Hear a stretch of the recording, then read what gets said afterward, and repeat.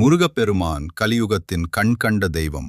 கடன் தொல்லைகள் மற்றும் எதிர்ப்புகளை நீக்கி வாழ்வில் மேன்மையடைய முருக வழிபாட்டில் உள்ள சில முக்கிய வழிமுறைகள் இதோ. கடன் தீர்க்கும் முருக வழிபாடு. கந்த சஷ்டி கவசம். இது வெறும் துதிப்பாடல் மட்டுமல்ல, ஒரு கவசம் போன்றது. தினமும் காலையும் மாலையும் இதனை பாராயணம் செய்வது மனதைரியத்தை தரும். இதில் வரும் சரவண பவனே சைலொளி பவனே, அமரர் இடர்தீர அமரம் பரம் புரிந்தாய் வடிகள் நம் இன்னல்களை நீக்க வல்லவை. திருச்செந்தூர் வழிபாடு. செந்தில் ஆண்டவர் சூரனை வென்று தேவர்களின் துயரம் துடைத்தவர். கடன் என்னும் அரக்கனை அழிக்க திருச்செந்தூர் முருகனை மனதார நினைத்து வழிபடுவது விசேஷம். செவ்வாய்க்கிழமை விரதம். செவ்வாய் கிரகத்திற்கு அதிபதி முருகன். எனவே செவ்வாய்க்கிழமை தோறும் செவ்வரளி மலர்களால் முருகனுக்கு அர்ச்சனை செய்து சஷ்டி கவசம் அல்லது திருப்புகழ் ஓதுவது கடன் சுமைகளை குறைக்கும். சக்தி வாய்ந்த மந்திரங்கள்.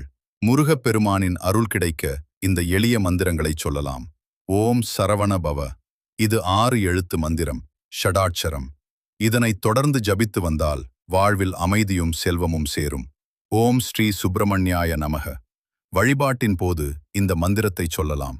கடன் தீர்க்கும் திருப்புகழ். அருணகிரிநாதர் அருளிய திருப்புகழில் நாடா குமரி என தொடங்கும் பாடல் கடன் மற்றும் வறுமை நீங்க பாடப்படுவது வழக்கம். நீங்கள் செய்யக்கூடிய எளிய பரிகாரம் மிளகு தீபம்.